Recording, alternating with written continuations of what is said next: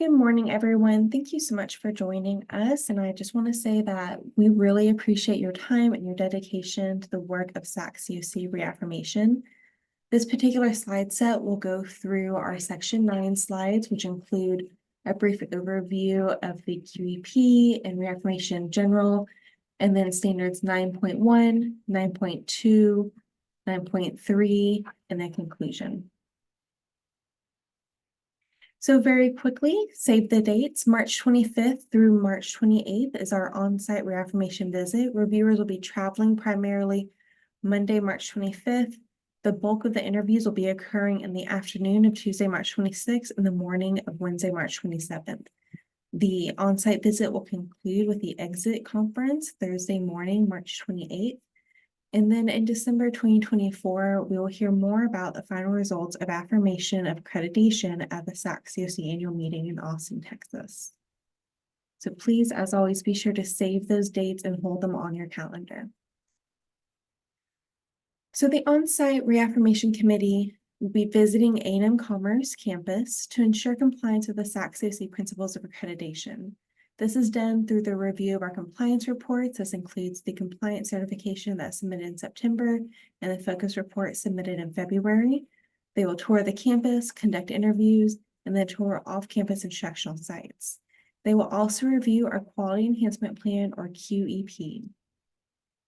As a quick reminder, our mission statement is Educate, Discover, Achieve. For the purposes of our SACSCOC visit, this has not changed or been updated, and is still Educate, Discover, Achieve.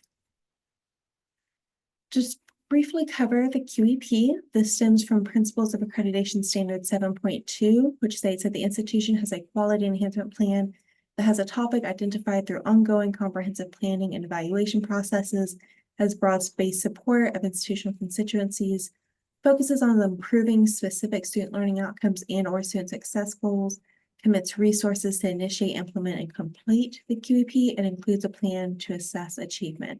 So all these elements are required and are built into our quality enhancement plan. The QEP is an integral component of reaffirmation of accreditation and is derived from the institution's ongoing planning and evaluation processes.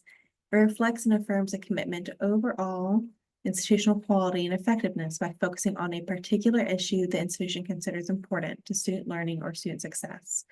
Our Quality Enhancement Plan, or QEP, is titled Foundation for Your Future and is a career management and career preparation focused QEP. Very briefly, this is the resource manual, rationale, and notes. These slides will be available online, so I'm not going to go through them in detail at this time. You'll be able to read through them later. But again, you'll notice that for each of these points, there's a general and brief explanation of what exactly that means for an institution. Our QEP has 3 phases. Phase 1 is foundation, and this is built to provide students with a solid career foundation as they begin college. It's going to look at embedded general education courses and career courses in the major, so this is applicable to all students in all programs, and includes appropriate assessments and activities at this foundational level. Phase 2 is the framework. This builds upon the solid foundation built in phase 1 with a framework that provides students with skills, competent, and competencies for a successful future, or to prepare for a plan B. So you come in thinking that you want to study one thing or major in one element, and then realize maybe that's not for you. So phase 2, the framework will prepare students to pivot as needed. This is going to look at major specific courses and mid-level major courses. So again, applicable across the university for all programs, and includes appropriate assessments and activities at the framework level. The final phase is phase 3, the capstone. This is the final phase to launch students successfully into their careers as a synthesis of prior learning. So it incorporates and synthesizes the foundational work and the framework work. This will include capstone experiences and courses such as internships, clinicals, student teaching, etc., where students will actually be demonstrating the career management, career preparedness skills that they have learned. Again, we're looking at incorporating courses in each major, looking at developing a non-academic micro-credential titled Career Ready that would encompass a participation in the non-academic elements of the QEP. Non-curricular activities such as sample interviews, focus reports, that kind of thing will come out of the Office of Student Career Preparedness with Arthur Lumsey. There is going to be a data focus on our first generation students, and so that's our focus group right here. So while the work and the output of the QEP is available to all students at all levels, at all locations, and at all modalities, there will be a research and study focus on our first generation students, where we are also looking at incorporating mentorship from first generation faculty or staff or first generation students. When we're thinking about the QEP, some questions to consider, some questions that you might be asked. And again, this list is neither exhaustive nor comprehensive. There are going to be questions that we will not be aware of or know to prepare for.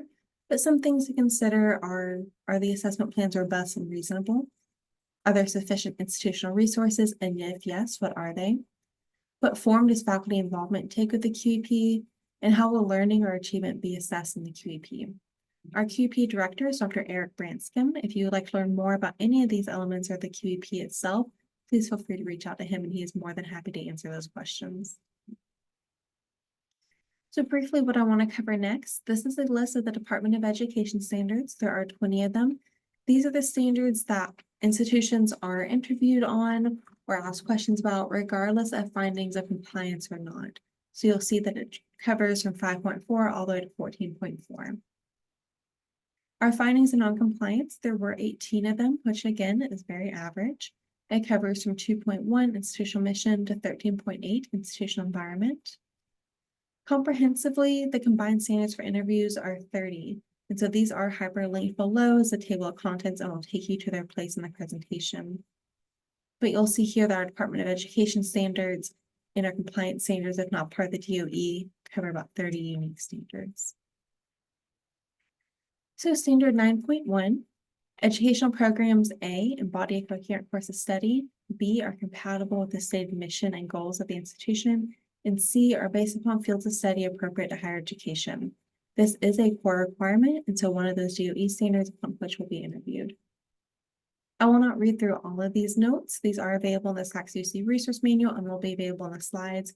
However, in general, SACSCOC wants to ensure that collegiate level educational programs emphasize both breadth and depth of student learning, that all programs offered by the institution are directly connected to the mission and to fields of study appropriate to higher education, and that there is an expectation that a program embodies a coherent course of study that applies regardless of mode of delivery. So again, for our students at off-campus instructional sites or in online programs, that their course of study or their program is as comprehensive and guided as those on our main campus. Our A&M Commerce Compliance certification that was submitted covered these points. It talked about the alignment and compatibility of institutional planning and academic programs with institutional strategic plan and mission. It stated that A&M Commerce has degree programs that demonstrate a coherent course of study and are based upon fields of study appropriate to higher education. A&M Commerce offers 135 or more bachelor's degrees, master's degrees, specialist degrees, and doctoral degrees through the university's 6 academic colleges. And these academic program approval processes were conducted through course leave and external stakeholders such as TGCMB and SACSCOC. They followed institutional policy and procedure, which are outlined here. And then there were examples of new academic programs following their program approval processes and, as needed, ad hoc approval processes included and submitted as demonstration of adherence to policy and procedure. So some questions or things to consider. Again, these items are neither exhaustive nor will they cover the full line of questions that we might be asked. But in general, are all programs consistent with the institution's mission and goals? Are there policies and procedures in place that help ensure program appropriateness and program coherence? Can the institution demonstrate that degree programs reflect coherence and sequencing, increasing complexity and linkages between and among program components? So especially as we have undergraduate and graduate programs that are very similar or create pipelines, can we demonstrate coherence and sequencing and the increasing complexity between the programs? Standard 9.2. The institution offers one or more degree program based on at least 60 semester credit hours or equivalent at the associate level, at least 120 semester credit hours or the equivalent at the baccalaureate level, and at least 30 semester credit hours or the equivalent at the post-baccalaureate graduate or professional level. The institution provides an explanation of equivalencies when using units other than semester credit hours, and the institution provides an appropriate justification for all degree programs and combined degree programs that include fewer than the required number of semester credit hours or its equivalent unit. Again, please note this CR here at the end indicates that this is a core requirement. So our SACSCOC resource manual rationale and notes talks about the core requirement reflecting the general acceptability and the means of determining academic credit required for degrees in higher education. We do use semester credit hours at A&M Commerce, not plunk hours. In the case of graduate programs, the expectation is that the first graduate degree requires a minimum of 30 semester credit hours, which are due. And that higher degrees should contain progressively more hours. If that's not the case, then provide appropriate justification. The standards applies to all programs, including competency-based education, whether the program is based on credit hour or not. So this standard will apply to all of our degree programs that we offer, regardless of modality or location. Some other rationale and notes include combined degree programs where students earn multiple degrees while progressing through a program, either at the same or at different levels. At A&M Commerce, we do have combined undergraduate and graduate degree programs, but they are equivalent to the semester credit hour total of each program individually. We do avoid excessive double counting of credits that can affect the integrity. And then in situations where students are allowed to begin graduate work before completing the undergraduate degree, this double counting of some of the graduate work to award both baccalaureate and master's degree upon completion of work is overseen by the faculty and the graduate school. In our compliance certification, we talked about how degree requirements align with expectations of the Texas Higher Education Coordinating Board, or THCB, and SACSCOC programs and regulations concerning degrees at the level that we are approved to offer. We publish degree requirements in the undergraduate and graduate catalogs. In the undergraduate programs are at least 120 hours and at least 30 semester credit hours at the graduate level. Again, all combined degree programs, for instance, our BS and MS combined degree programs are the equivalent total SCH of the individual degrees. Some questions or things to consider. What are the institution's policies and procedures related to the establishment of new programs? Do they include reference to the minimum length of programs at each level? How does the institution determine appropriate program length in the case of combined programs and dual degree programs? And how is program length established and monitored? Standard 9.3. The institution requires a general education component at the undergraduate level that A, is based on coherent rationale, B, is a substantial component of each undergraduate degree program, and C, ensures breadth of knowledge. The credit hours include at least one course from each of the following areas: humanities or fine arts, social behavioral sciences, and natural sciences or mathematics. These courses do not narrowly focus on the skills, techniques, and procedures specific to a particular occupation or profession. So again, underlying the mission of general education requirements. In the SACSCOC resource manual, it states that general education is an integral component of an undergraduate degree program through which students encounter the basic content and methodology of the principal areas of knowledge. There are 4 key principles regarding general education that we adhere to. It's based on coherent rationale. The courses are college level. In order to promote intellectual inquiry, general education courses presents a breadth of knowledge, again, not focusing on skill, technique, and procedure specific to occupation. And the general education component constitutes a minimum number of semester credit hours or its equivalent and comprises a substantial component of each undergraduate degree. In our compliance certification, we provided evidence and discussion of the University General Education Core that is based on coherent rationale provided by THCB and as appropriate for A&M Commerce. At 42 semester credit hours, it is a substantial part of each undergraduate degree program with appropriate provisions and oversights for student transferring in equivalent material. There were tables submitted that demonstrate the credit hour alignment with the foundational component area.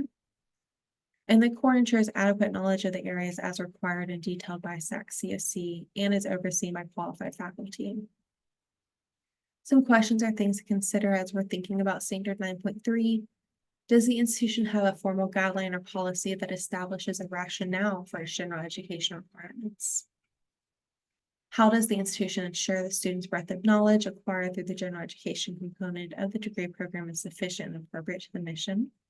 What measures does the institution use to measure? What measures does the institution use to ensure that general education represents a substantial component of the undergraduate degree program? How does the institution ensure that all students follow the pathway for selecting general education courses? And how does the general education program apply to transfer students, distance and correspondence education students, or competency-based programs? So as we went through those standards, I encourage you to read through them in more detail. Read the SACSCOC compliance certification that was shared with you, as well as the focus report, and share familiarity with those questions or things to consider. Talk them through with your peers or the other individuals that are involved in those interviews. I encourage you to set up a time, if you're able to meet with the other people that are in those interview sessions, just to talk about the questions and things that you might be prepared for or want to consider. Thank you again for your time, and our successful reaffirmation is due to faculty and staff like you and your work that's conducted every day. I hope you have a wonderful day. As always, if you have any questions, do not hesitate to reach out to Dr. Dobbs or myself. Thank you so much.